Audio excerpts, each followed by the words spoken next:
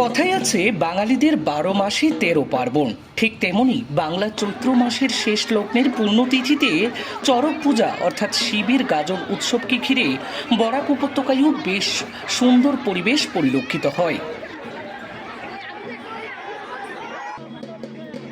পুরাণে কথিত আছে বানরাজ নামে এক রাজা মহাদেবের দর্শন পাওয়ার জন্য তিনি কখনো পাহাড় থেকে ঝাঁপ বা নিজেকে শেষ করে দেওয়ার পরিকল্পনা যখন এঁটেছেন, তাতেও যখন ব্যর্থ হয় তখন নিজের পিঠে বড়শি গেঁথে ঘুরেছিলেন। তারপর থেকেই চড়ক পূজার সূচনা। গোটা উপত্যকার পাশাপাশি শিলচরের সন্ন্যাসী জীবন বর্মন, অতীন্দ্র দাস এবং গোটা আয়োজন করতে দেখা গেছে বরাক উপত্যকার প্রধান শহর শিলচরে। শিলচরে এই উৎসবকে কেন্দ্র করে কার্যত জনগণের যেমন ভিড় এবং ভক্তপ্রাণ মানুষের উৎসাহ এবং উদ্দীপনাও ছিল বেশ চোখে পড়ার মতন। উল্লেখ্য, চড়ক পূজা শুরু হওয়ার প্রায় মাসখানেক আগে থেকেই বিভিন্ন সন্ন্যাসীরা কঠোর ব্রত ও সংযম পালন করেন।